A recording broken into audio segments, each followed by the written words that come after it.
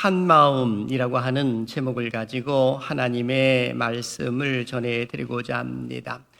우리가 잘 알고 있는 것처럼 이번 주간은 우리 상계제일교회에서 행하는 2023년 한마당 체육대회가 있는 주간이기도 합니다.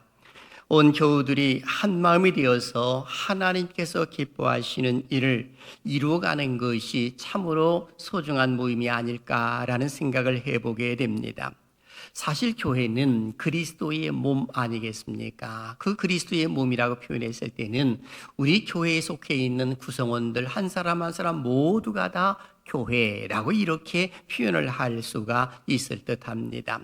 그런데 그 공동체가 잘 되기를 원하는 것은 하나님께서 원하시는 것이기 때문에 그 교회 안에 속해 있는 구성원들은 너나 할 것 없이 한 마음을 갖는 것이 무엇보다도 중요하다라고 하는 것입니다. 그 이유가 있습니다. 주도 한 분이고 교회도 하나이고 성령도 한 분이시고 세례도 하나이기 때문에 그러한 것입니다. 그래서 에베소 4장 3절 4절은 이렇게 기록을 하지요. 읽어볼까요? 시작. 평안에 매는 줄로 성령이 하나 되게 하신 것을 힘써 지키라.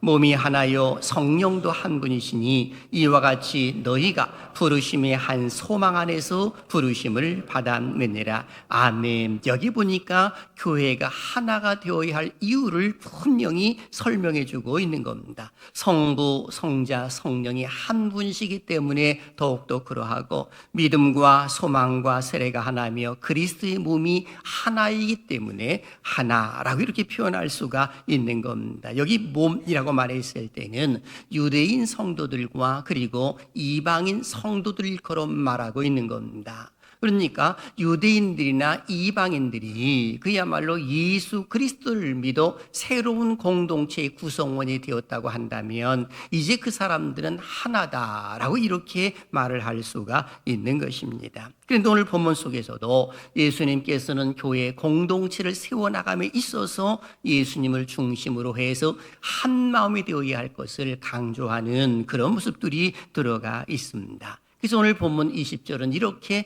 기록을 합니다. 읽어볼까요? 시작.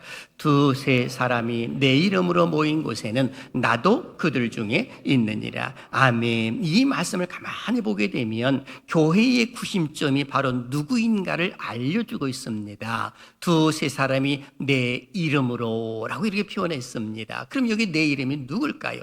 예수 그리스도의 이름을 일컬어 말해주고 있는 겁니다. 그리고 두세 사람이라고 말을 했을 때는 소수의 이 사람을 일컬어 말해주고 있는 관용적인 표현인 겁니다. 그러니 두세 사람이 모여있는 그 자체를 교회라고 이렇게 말을 할 수가 있는 것입니다. 그런데 그들이 예수님의 이름으로 모일 때 우리 하나님이신 예수님께서도 그들 중에 있느니라 라고 이렇게 강조를 해주고 있는 겁니다.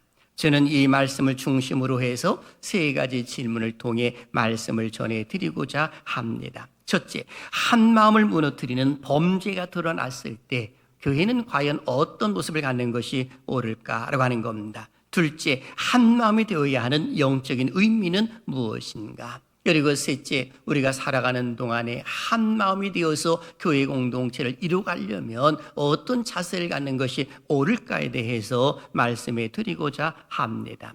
사실 세상 사람들도 삶을 살다 보게 되면 그 공동체 안에서 갈등이라고 하는 것이 있는 것을 보게 됩니다.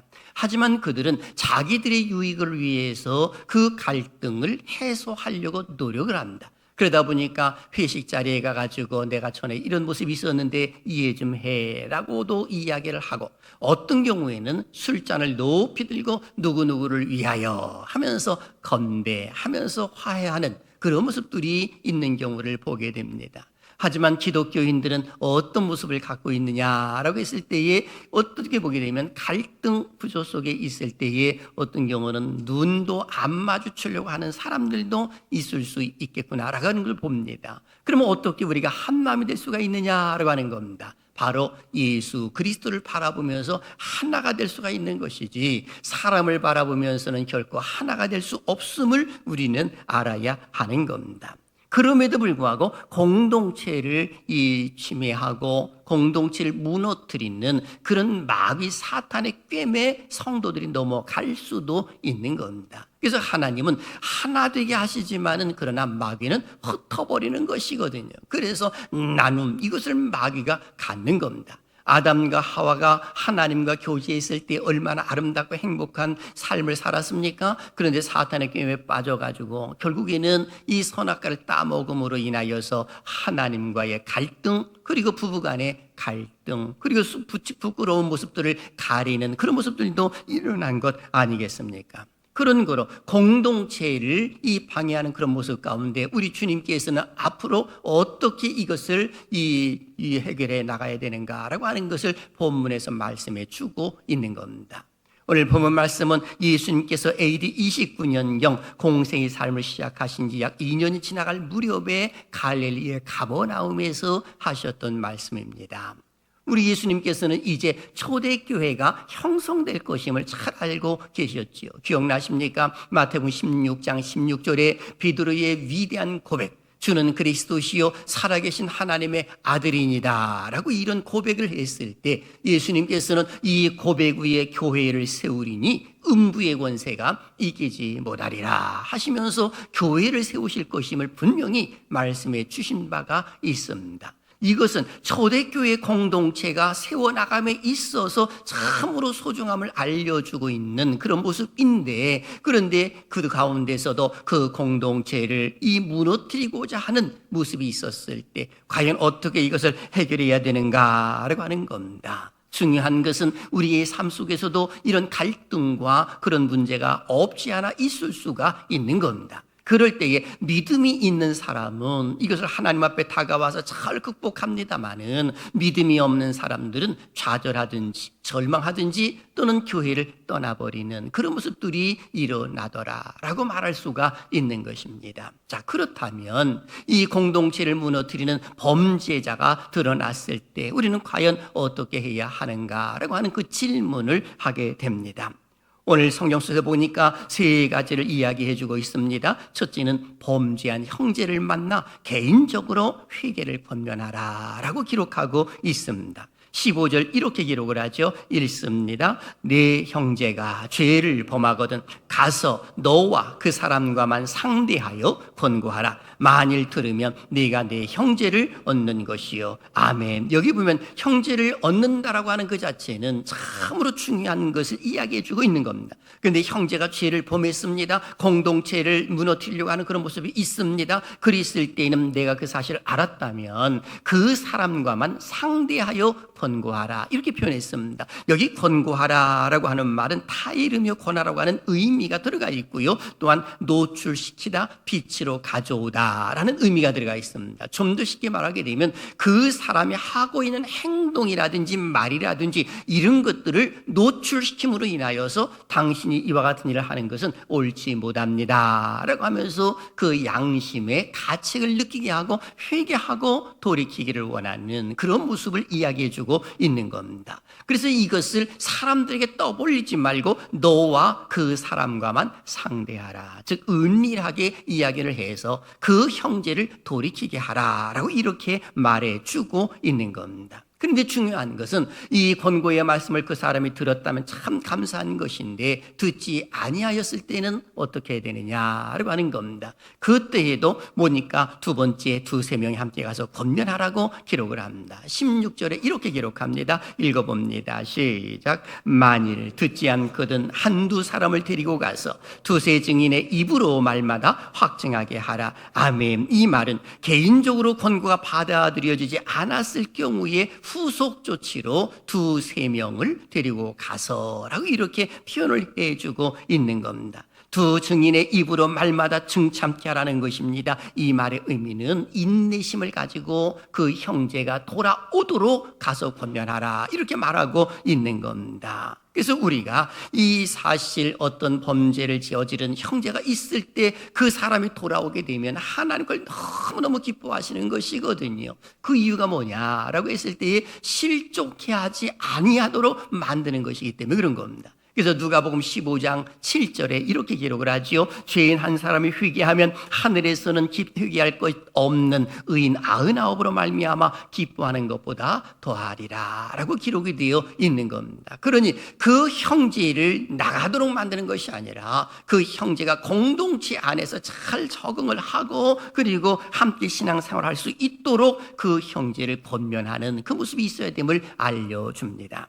그러면 두세 명이 가가지고 또 권면을 했습니다. 그러면 잘 들으면 좋은데 안 들었을 때는 어떻게 해야 되느냐? 바로 교회에 공식적으로 보고하라 라고 이렇게 강조를 합니다. 17절 말씀 볼까요? 읽어보죠. 시작. 만일 그들의 말도 듣지 않거든 교회에 말하고 교회의 말도 듣지 않거든 이방인과 세례와 같이 여기라. 아멘. 여기 보니까 두세 증인과 함께 권고하였음에도 불구하고 실패한 경우 그때는 교회에 알려서 교회에 위임하라 라고 이렇게 말해주고 있는 것입니다.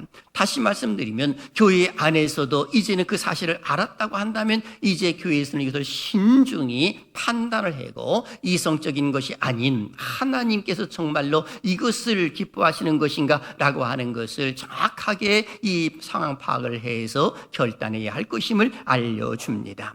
분명한 사실은 그 형제를 심판하는 데 있는 것이 아니라 회개하고 그리고 교회 안으로 들어오도록 만드는 것을 지금 우리 예수님께서는 말씀해 주고 있는 겁니다. 그런 걸 함부로 정죄한다든지 아니면 이성적으로 판단해서 그 잘못된 길로 판단을 해서 심판을 내린다든지 이런 것들은 옳지 못하다라고 하는 겁니다. 그럼에도 불구하고 교회에서 그렇게 하지 마세요 라고 이야기했는데도 듣지 아니하였을 때 그때는 어떻게 해야 되느냐? 어쩔 수 없이 교회에서는 출교라고 하는 겁니다. 다시 말하면 더 이상 이분은 교회 공동체의 소속이 아닙니다. 그러면서 세리와 이방인같이 여겨라 라고 이렇게 예수님께서 친히 말씀하신 것입니다. 왜 그렇게 하셨을까요? 그 공동체를 세워나감에 있어서 그 사람이 그 공동체를 무너뜨리고자 하는 그런 모습이 있는데도 이것을 그대로 내버려 두게 되면 이제 그 공동체는 서서히 젖먹는 것입니다. 무너지기 시작을 하는 겁니다. 한 곳에 뚝이 무너지게 되면 또 다른 뚝이 무너지기 시작을 함으로 인하여 결국에는 그 공동체가 와해되는 그런 모습들이 있기 때문에 그런 겁니다. 그래서 우리 주님께서는 그 형제를 사랑하는 마음 속에서 한 명이 가서 두세 명이 가서 그리고 교회가 가서 또 권면을 하고 그래도 듣지 아니하였을 때라고 이렇게 강조를 하는 그런 모습들이 일어나는 겁니다. 그런 거로 마태복음 18장 7절 이하에서도 보게 되면 실족하지 아니하도록 그 형제를 잘 이끌어 줄 것임을 우리 주님께서는 일찍이 말씀해 주신 바도 있습니다. 그렇습니다. 예수님은 한 마음이 되어 하나님의 나라를 이루어야 할 교회 공동체를 이 저해하는 형제가 있을 때 어떻게 해야 되는가라고 하는 것의 방향성을 제시해 주었습니다. 개인적으로 가서 권면을 하라. 그리고 두세 증인으로 데리고 가서 권면을 하고 교회에 공식적으로 보고할 것을 강조하는 그런 모습들이 일어났던 것입니다. 자, 그러면 우리는 두 번째 질문 가운데에 교회의 공동체를 세우기 위해서 한 마음이 되어야 하는데 어떤 영적인 의미가 있을까라고 하는 것입니다. 여기도 분명한 이유가 있는 것이거든요. 그건 바로 첫째, 교회에 주어진 권세가 있다는 것을 알려주고 있는 겁니다. 오늘 보면 18절은 이렇게 기록을 합니다. 읽습니다. 시작. 진실로 너희에게 이르노니 무엇이든지 너희가 땅에서 매면 하늘에서도 매일 것이요 무엇이든지 땅에서 풀면 하늘에서도 풀리리라. 아멘. 여기 이 말씀 보게 되면 너희라는 말씀 있지 않습니까? 제자들에게 또는 교회에 주시는 말씀입니다. 그런 여기 보니까 교회가 매면 하늘에서도 매일 것이요 교회가 풀면 하늘에서도 풀리리라 이렇게 말씀하고 있습니다. 매고 푸는 삶이 그대로 어디까지 이어지느냐? 하늘까지 이어진다라고 말씀해 주고 있는 겁니다. 이것이 교회의 본세라고 말할 수가 있는 겁니다. 여러분, 교회의 권세를 우습게 여기는 분이 가끔 있는데요, 전혀 그렇게 생각해서는 안 되는 것입니다. 교회의 권세는 아주 중요한 것입니다. 그런 이 교회의 권세라고 했을 때에 목회자는 이 권세를 가지고 성도들의 죄사함을 선포를 하고 세례를 주는 것이거든요. 그리고 내가 성부와 성자와 성령의 이름으로 세례를 주노라 하면서 이제는 교회 공동체 구성원이요 하나님의 자녀가 되었음을 선포하는 겁니다. 그러면 이 선포가 어디까지 이어지느냐? 하늘나라까지 쫙 이어지는 것을 지금 이야기해주고 있는 겁니다. 이것이 교회의 권세라는 겁니다. 그런 거로 두세 사람이 가서 권면을 했고 교회에 와서도 그 사람에게 권면을 했는데도 듣지 아니하였을 때 교회에서 선포를 하게 되면 온 교우들은 그 말씀에 아멘 하고 따라야 할 것임을 알려주고 있는 겁니다. 이것이 교회의 권세, 묻고 푸는 권세가 분명히 있음을 알려주고 있습니다. 그럼에도 불구하고 선포하는 교회가 있는데도 그 선포를 나는 받아들일 수가 없어 라고 하면서 그 교회 공동체 구성원이 인간적인 생각으로 이 사람을 불쌍히 여기고 그 사람에게 다가간다고 한다면 그것은 이 묻고 푸는 권세를 인정하지 아니하므로 하나님이 그걸 좋아하시지를 않더라 라고 말할 수가 있는 겁니다. 그리고 두 번째는 교회 공동체 삶의 중요성이 있다는 영적인 의미가 들어가 있습니다. 다시 한번 19절은 이렇게 기록을 하지요. 읽습니다. 시작. 진실로 다시 너희에게 이르노니 너희 중에 두 사람이 땅에서 합심하여 무엇이든지 구하면 하늘에 계신 내 아버지께서 그들을 위하여 이루게 하시리라. 아멘. 여기 이 말씀 보면 두 사람이 땅에서 합심하여 이렇게 표현했습니다. 성도 간의 마음을 합하는 일의 중요성을 강조해 주고 있는 겁니다. 합심하다, 동의하다, 합의하다는 뜻이거든요. 이 말은 이 일치된 상태일 거로 말하는 것입니다. 즉 교향곡이라든지 음의 조화 등을 의미하는 영어의 심포니가 여기에서 온 단어이기도 한 것입니다. 그렇게 조화로운 상태를 유지하는 것이 합심이라고 표현할 수가 있는 것이죠. 그러면서 20절은 이렇게 기록을 합니다. 두세 사람이 내 이름으로 모인 곳에는 나도 그들 중에 있느니라 라고 기록하고 있습니다. 그런 거로 교회 공동체 삶의 중요성을 알려주고 있는데 그 첫째가 뭐냐?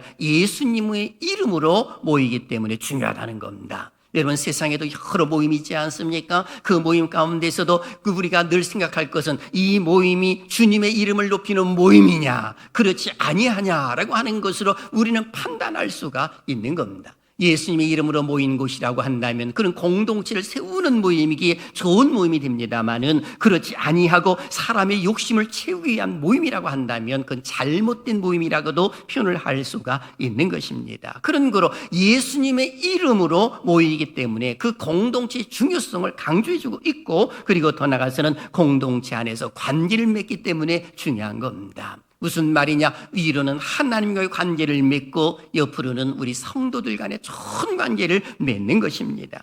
교회 공동체 안에 들어와 있는 모습은 그야말로 복이 있는 사람이다 라고 이렇게 말할 수가 있는 겁니다. 가끔 가다가 어떤 사람들은 교회에 속하기를 싫어가지고 은밀한 중에 잠시 왔다가 예배를 드리고 이곳저곳에 돌아다니시는 분들도 있고 교회 공동체 안에 들어오지 않으려고 하는 사람들이 있습니다. 그것은 좋은 모습이 아니다라고 말할 수가 있을 듯합니다. 왜 그런지 아십니까? 두세 사람이 모인 곳에는 내가 그들 중에 있느니라고 말씀하고 있기 때문에 그런 겁니다. 이것이 공동체의 중요성이거든요. 그런데 나는 그걸 싫다라고 말하게 되면 교회의 선포를 싫어하는 것이고 그리고 하나님이 원하시는 것을 싫어하는 것이기 때문에 그것은 옳은 모습이 아닌 것이죠. 물론 부득이한 경우에 이제는 전쟁이 일어났다든지 아니면 어떤 아픔이 있든지 그럴 때는 혼자서도 하나님 앞에 예배드릴 수 있는 그런 모습들도 없지 않아 있을 수 있겠지만은 그러나 상황이 그렇지 아니함에도 불구하고 나 홀로 신앙을 갖겠다고 하는 사람들이 가끔 있는데 그 말의 의미는 올바른 신앙이 아니다라고 말할 수가 있는 겁니다. 그러니 두세 사람이 모인 곳에 내가 그들 중에 있겠다라고 우리 주님 말씀하셨을 때 과연 혼자서 신앙생활을 할 때에 그분이 구원이 있느냐 없느냐라고 하는 것에 대해서는 저는 퀘스천 마크를 하고 싶습니다. 정확한 답을 드리고 싶지를 않아요. 왜냐하면 공동체의 그 중요성을 우리 주님께서는 교회라고 하는 것으로서의 그 소중함을 이야기를 해주고 있는데 이것을 거부하기 때문에 그러하다라고 말할 수가 있는 겁니다. 심지어는 교회 공동체의 중요성이 뭐냐? 합심 기도의 응답이 있기에 공동체의 삶이 중요한 것입니다. 오늘 말씀 가운데서도 두 사람이 합심하여 무엇이든지 구하면 이라고 기록이 되어 있습니다. 이는 공동체 최소 단위인 두 사람 이상이 하나님 앞에 기도했을 때 이 기도가 하나님 마음에 합하게 되면 어김없이 하나님은 그 기도에 응답을 주신다라고 말할 수가 있는 겁니다. 좀 더 쉽게 이야기를 하게 되면 한 명이 가서 권면을 해서 범죄한 자를 권했을 때 듣지 아니하고 두세 사람이 가서 권면했는데도 듣지 아니하고 교회에서는 그것을 듣고 그 사람을 권면했을 때에 교회에서는 그 권위를 가지고 선포를 하는 그런 모습 가운데서 이제는 기도를 하게 되면 하나님 그것도 다 들으신다는 그 사실을 알려주고 있는 겁니다. 그렇습니다. 교회의 공동체의 한 마음이 되어야 하는 이유는 교회에 주어진 권세가 있기 때문에 그런 것이고 동시에 교회의 공동체의 삶이 중요하기 때문에 그런 겁니다. 송사 문제뿐만이 아니라 예수님과의 관계를 맺고 성도들과의 관계를 맺기 때문에 중요한 것입니다. 심지어는 합심 기도를 통해서도 아버지 하나님께서 다 들으시고 응답해 주신다는 그 사실을 오늘 성경 속에서 알려주고 있는 겁니다. 그러니 우리는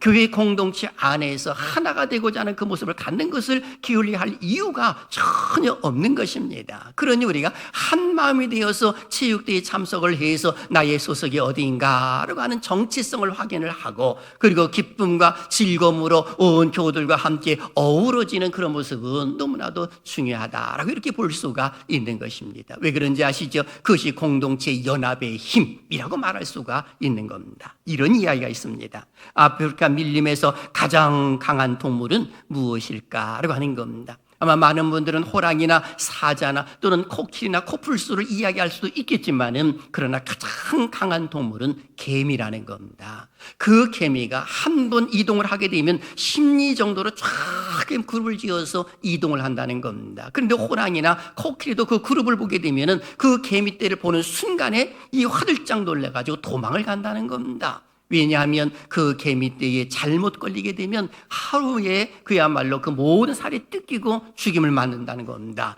개미떼가 막 들어가서 코도 들어가고 눈으로 들어가고 막 들어가서 견딜 수가 없다는 이야기죠. 그러니까 가장 무서운 것이 개미떼라고 말합니다. 이것이 연합의 힘이에요. 교회 공동체 안에서의 하나된 큰 모습이 있을 때 어두운 세력들이 아무리 틈타고 그것을 무너뜨리려고 해도 이 무너지지 않는 것은 그 연합 때문에 그러하더라라고 하는 겁니다. 그런 그렇지는 우리 사랑하신 여러분들이 가져야 할 자세, 내 생명 끝나는 그 순간까지 꼭 가져야 할 것 중에 하나가 뭐냐라고 했을 때에 두 가지를 기억하셨으면 좋겠습니다. 첫째, 용서와 화해의 마음을 갖는 것입니다. 용서와 화해의 마음을 갖자. 시작. 용서와 화해의 마음을 갖자. 아멘. 바로 예수님께서 그렇게 하셨기 때문에 그런 겁니다. 교회 안에서의 지금 오늘도 성사 문제로 인하여서 다툼이 있을 때, 범죄한 자가 있을 때 그들을 최대한으로 용서하고 화해하고 그리고 그들을 공동체 안으로 들어오도록 끊임없이 인내할 것임을 우리 주님께서는 말씀해 주고 계시는 것 아니겠습니까? 그럼 우리들도 이 용서하고 화해하는 마음을 갖는 것은 지극히 당연한 겁니다. 예수님께서 이 땅에 오셔서 공생의 삶을 사시더라 한번 생각해 보십시오. 예수님을 환영한 자들도 있지만은 그러나 예수님을 거부한 사람들도 많았습니다. 심지어는 예수님께서 보여주신 기적과 표적을 다 보였음에도 불구하고 예수님 옆에 있었던 제자들까지도 예수님을 팔려고 하는 생각도 있었고요. 어떤 경우는 이 예수님을 부인하는 베드로도 있지 않았겠습니까? 그런데 우리 주님은 그 모든 걸 다 아셨던 겁니다. 베드로를 향하여서는 이 밀가루 사탄이 너를 청구하였으나 내가 너를 위하여 기도하였노니 하시면서 너는 돌이킨 후에 내 형제를 굳게 하라 하시면서 우리 주님이 중보기도를 해주신다는 그 사실을 알려주신 바가 있습니다. 그럼에도 불구하고 자기 자신을 배신할 제자들임에도 불구하고 우리 주님은 그들을 어떻게 했느냐? 끝까지 사랑하셨다라고 성경은 기록을 해놓고 있습니다. 요한복음 13장 1절 우리의 모습인 줄 알고 읽습니다. 시작. 6월절 전에 예수께서 자기가 세상을 떠나 아버지께로 돌아가실 때가 이른 줄 아시고 세상에 있는 자기 사람들을 사랑하시되 끝까지 사랑하시니라. 아멘. 끝까지 사랑하심으로 베드로의 발도 씻겨주셨고 가룟 유다의 발도 씻겨주셨던 겁니다. 오늘 우리가 가져야 할 자세가 바로 이것입니다. 어떤 경우는 내 남편일 수 있고 내 아내일 수 있고 어떤 경우는 우리 이웃일 수 수도 있을 것입니다. 믿다가 낙심한 사람들이 있을 수 있을 것입니다. 어떤 건 나와 다툼이 있어서 또는 그 실족한 모습이 있을 수도 있습니다. 그럴 때는 우리가 용서와 화해의 손길을 쫙 펼치는 겁니다. 이번에 우리 체육대회가 있는데 한번 오시죠 하면서 가서 손을 잡고 그리고 어디로 온다면 이것처럼 더 좋은 일이 어디 있을까라는 생각을 해봅니다. 하나님께서 기뻐하실 줄로 믿습니다. 그런 마음 자세만 가져도요, 우리 하나님께서는 이 힘을 주시고 성령의 능력으로 함께하도록 이끌어 주신다고요. 그러니까 우리가 움직이는 것이 무엇보다도 중요합니다. 여러분 히브리서에 보게 되면 허다한 증인들이 있다고 말하잖아요. 그 증인들이 경주장에서 경주하는 자들을 바라보고 있다라고 히브리서 기자는 말씀해 주고 있습니다. 좀 더 쉽게 말하면 여러분 우리가 어렸을 때 운동회 때를 한번 생각해 보십시오. 어머니 아버지가 와 계십니다. 할머니 할아버지가 보고 있습니다. 그럼 그 어린아이가 할머니, 할아버지, 엄마, 아빠를 보고 가만히 있느냐? 아니죠. 막 힘차게 달려가고 기쁘게 그 아이가 경주에 임하는 것을 보게 됩니다. 바로 그와 똑같은 겁니다. 오늘 우리들도 믿음의 경주자로서의 다 세상에 살고 있는 거 아니겠습니까? 그런데 하나님께서 허다한 증인들과 함께 우리를 응원하고 계신다는 그 사실에 우리는 힘을 얻을 필요성이 있는 겁니다. 그런 거로 주변에 있는 사람들에게 용서하고 화해의 손길을 펼쳐서 공동체가 잘 되어가도록 힘쓰는 우리 모두가 되시기를 주님의 이름으로 축원합니다. 그리고 두 번째는 선포하는 삶을 살아야 하는 것입니다. 이 말은 예수님의 이름으로 선포하는 것이거든요. 오늘 성경 속에서도 교회가 선포를 합니다. 이 사람은 도저히 안 되겠습니다 라고 해서 선포를 하게 되면 출교라고 이렇게 말하고 있는 것 아니겠습니까? 그러니까 세리와 이방인처럼 여기라 라고 하는 겁니다. 이것이 선포예요. 그러니까 이 권세가 얼마나 중요한 것인지 모릅니다. 예수 그리스도 이름의 권세인 것이거든요. 교회가 선포를 했더니 하나님의 나라까지 다 이어진다고 표현해주고 있는 것을 우리가 기억을 한다면 우리들은 이 예수님의 이름을 선포하는 일에 게을리할 이유가 없습니다. 전도하는 일에도 게을리할 이유가 없는 거지요. 어떤 경우는 귀신 들린 자를 향하여, 어떤 경우는 병든 자를 향하여서 예수님의 이름으로 그 권세를 가지고 선포할 필요성도 있는 겁니다. 그래서 늘 말씀드리잖아요. 예수님의 권세, 내 권세라고 말입니다. 따라 하실래요? 예수님의 권세, 내 권세. 시작. 예수님의 권세, 내 권세. 아멘. 바로 예수님의 권세가 내 권세이기 때문에 우리는 예수님의 이름으로 모든 일을 행할 수가 있는 겁니다. 요한복음 14장 14절을 보십시오. 내 이름으로 무엇이든지 내게 구하면 내가 행하리라 라고 기록하고 있는 겁니다. 예수님의 이름으로 응답받는 줄로 믿습니다. 예수님의 이름으로 더러운 귀신들이 떠나가게 될 줄로 믿습니다. 그러니 우리는 이걸 게을리할 이유가 없는 거죠. 특히 교회 안에서 합심 기도를 하고 두세 사람이 모인 곳에 함께 하심으로 인하여 그들의 기도가 하나님 마음에 합하게 되면 바로 응답이 떨어진다는 겁니다. 예컨대 사도행전 12장을 보게 되면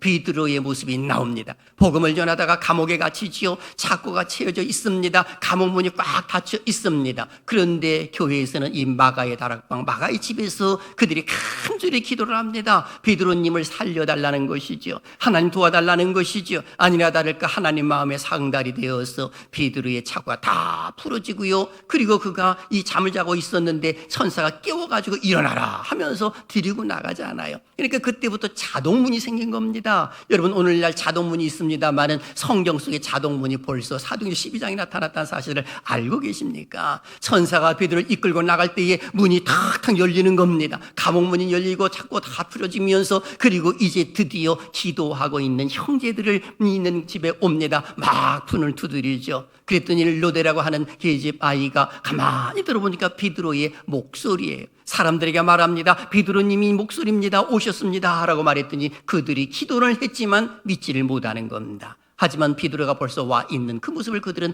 발견하게 되는 것이죠. 이것이 바로 하나님께서 기뻐하시는 모습이다라고 하는 겁니다. 두세 사람이 선포하는 그 자체, 교회 공동체 안에서 선포하는 그 자체를 하나님 기뻐하시기 때문에 우리는 하나된 모습을 갖는 것을 게을리할 이유가 없는 겁니다. 바라기는 이번 한마음 체육대회를 통해 가지고 우리 상계제일교회 더욱 평안하여 든든히 세움받는 교회가 되는 은혜가 있기를 주님의 이름으로 축원합니다. 마귀의 게임에 빠져서는 안 되는 겁니다. 그래서 이솝 우화에 이런 이야기가 있습니다. 얼룩소와 검은소, 붉은소 세 마리가 함께 늘 다녔지요. 그런데 사자가 가만히 보니까 잡아먹고 싶은데 잡아먹지를 못하는 겁니다. 어떤 경우는 소들이 이렇게 흩어져가지고 풀을 뜯는데 붉은 소를 잡아먹으려고 하게 되면 어김없이 얼룩소와 다른 소가 검은 소가 와가지고 막 덤비기 때문에 그 사자가 도저히 이 소를 잡아먹을 수가 없는 겁니다. 그래서 사자가 꾀를 냈습니다. 이렇게 흩어져서 풀을 먹고 있을 때에 붉은 소에 가가지고 이렇게 말하는 겁니다. 붉은 소야, 얼룩소가 그러는데 너는 아무것도 아니라고 그러더라.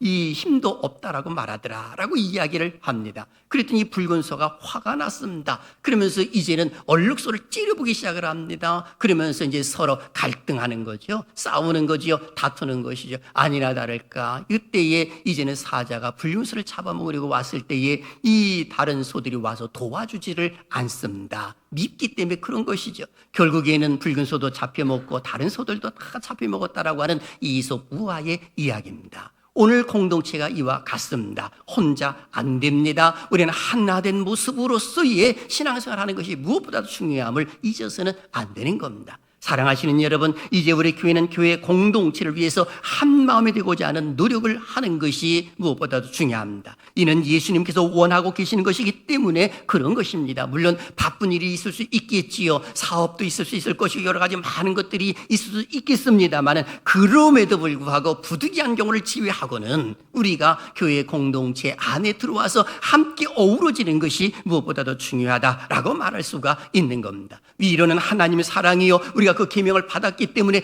옆으로는 이웃사랑 곧 성도들 간에 사랑하는 것이 지극히 마땅하기 때문에 그런 것입니다. 그래서 요한일서 4장 21절은 이렇게 기록을 합니다. 읽습니다. 시작. 우리가 이 계명을 주께 받았나니 하나님을 사랑하는 자는 또한 그 형제를 사랑할지니라. 아멘. 형제를 사랑하는 그 모습 가운데 한나만일 치가 돼서 체육대회를 한다고 하면 그것처럼 더 좋은 일이 어디 있을까라는 생각을 해보게 되는 것입니다. 그런 믿지 아니하는 사람들도 데리고 와서 함께 신앙생활 할 수 있도록 만든다면 그것처럼 더 좋은 일이 없는 것이죠. 그러니 한 마음이 되면 하나된 공동체 가운데서는 그 힘이 막강한 거예요. 그러나 각자는 별로 힘이 없는 겁니다. 이거 이야기 하나 하고 마치겠습니다. 여러분 숫자를 보십시오. 0 있고요. 1, 2, 3, 4, 5, 6, 7, 8, 9라고 하는 숫자가 있다고 한번 생각해 보십시오. 그런데 1이라고 하는 숫자는 작은 숫자잖아요. 그러다 보니까 다른 숫자들이 별로 어울리질 않아요. 이 작은 애, 그 너하고는 어울리고 싶지 않아 라고 하면서